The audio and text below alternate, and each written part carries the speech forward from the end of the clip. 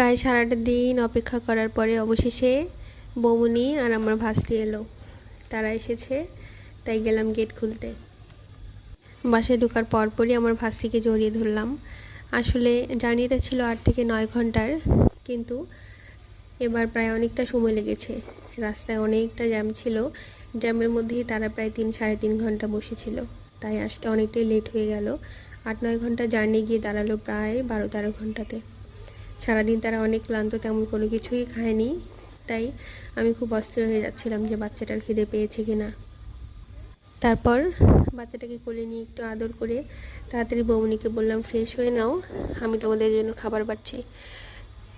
এরপর বৌমনিরা ফ্রেশ হয়ে নিল আর আমি পাশে তাদের খাবার বাড়লাম। তো প্রথমে বৌমনি জয়কে খাইয়ে দিচ্ছে আর আমি পাশাপাশি পালমাশাকেও খেতে দিলাম। আসলে বাড়ি থেকে দূরে থাকা একটা মেয়ের জন্য যে কতটা কষ্ট, সেটা শুধুমাত্র মেয়েরাই বোঝে, বা যারা দূরে থাকে তারাই বোঝে।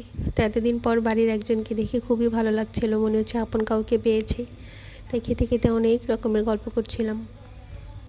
আসলে এই 12-13 ঘন্টা জার্নি করে বাচ্চা সহ সেই সকাল 6টার দিকে বেরিয়েছে বাড়ি থেকে, আর আমার বাসায় ঢুকেছে প্রায় 8টা, সাড়ে 8টার দিকে। তো সারাটা দিন জার্নি করার পরে বৌমনি আর জয়ী অনেকটাই ক্লান্ত ছিল, আর যেহেতু অনেকটাই শীত, তাই শুধুমাত্র ড্রেস চেঞ্জ করেই ফ্রেশ হয়ে তারা শুয়ে পড়লো। তো বৌমনি বলছিল যে তার অনেক মাথা ব্যথা করছে, একটু চা হলে ভালো হয়। তাই ভাবলাম 1 কাপ চা বানিয়ে ফেলি। তাই সব কাজকর্ম শেষে বৌমনিকে বললাম, তুমি একটু অপেক্ষা করো, আমি চা বানিয়ে দিচ্ছি। এরপর চলে এলাম রান্নাঘরে। প্রথমে ভেবেছিলাম সারাদিন যেহেতু জার্নি করেছি একটু আদা চা করি। বৌমনিকে জিজ্ঞাসা করতে বলল যে না রে, প্রচণ্ড মাথা ব্যথা করছে, এখন আর লাল চা খাবো না, তুই বরং আমাকে একটু দুধ চা করে দে। তাই পরে দুধ চাই করে ফেললাম। প্রথমেই চাটাকে চাপাতা দিয়ে ভালো করে ফুটিয়ে নিলাম। বৌমনি বলেছিল যে সে একটু কড়া লিকারের চা খাবে, তাই চাটাকে একটু বেশি করে চাপাতা দিয়ে দিয়ে ঘন করে ফুটিয়ে নিয়েছিলাম।